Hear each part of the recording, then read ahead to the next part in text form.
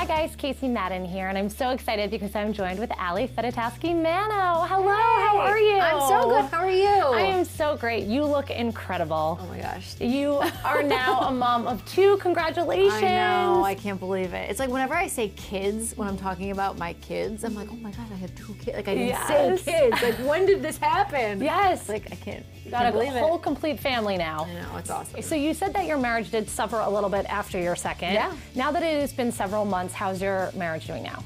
Better, for Yay. sure. Like a lot better, honestly. Like it's hard at the beginning. Oh yeah. And like when I say suffer, like Kevin and I, the one thing I will say I'm super lucky about is we have a solid relationship. We have a solid marriage, and I love that. But like when I said suffer in the past, it was more like we slept in separate beds because we needed sleep. And if we both slept in the same bed, then we were both waking up with the baby all night long, rather than me doing it because really there was only need for me to do it because I had to nurse. Right. And then him being super vet dad during the day when he got home from work and me getting to nap then. So it was like a give or take. And then when you're doing that, you don't get to spend a lot of time together, so you do suffer. But you know, now Riley's sleeping much better. He only wakes up once in the middle of the night. And so Kevin and I are back in the same bed. Good, yay.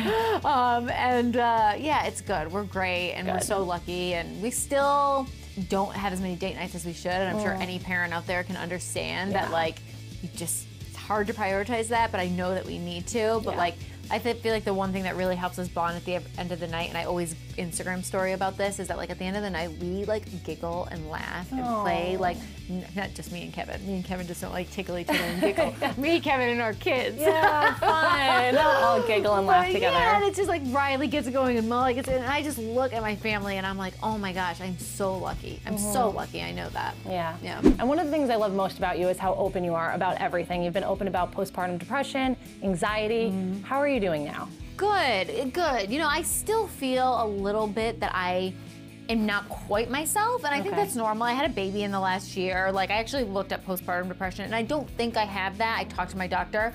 But it's for women just to know in general, you can get it any time within the first year. It's not just after. And actually, I've learned through my followers on Instagram and my blog that a lot of women got postpartum depression like 6 months out, 7 months out, 8 months out. And for me, I was open about, like I talked about this surgery I had to have where I had to get placenta removed from my uterus through a DNC surgery because it wouldn't come out after childbirth, and if it stays in there, it can like get infected and stuff. So after that surgery, my hormones went out of whack. And like everything, my cycle and my hormones and everything. So like my doctor thinks that maybe that's why I went into a little bit of a slump, because your hormones, I mean, look, I know we like to joke about PMS and being like crazy people. It is real. But it is. And then when you have a baby, it's like even more. Like hormones really can like do a number on you. And I was just like at the end of the year, and I think in general at the end of the year, people get in slumps and like, and depression runs in my family. My mom like suffers from depression. And you know, I love her more than anything in the world. So like, I, you know, obviously want to support her, and I don't really talk about it that much out of protecting her. But it was just something I wanted to keep in mind for myself to make sure that like I was mentally checking in with myself for my own mental health. So I just want to encourage other people to do that as well, because I think it's really important to just talk to somebody about it, put it out there, and you'll be surprised. Yeah.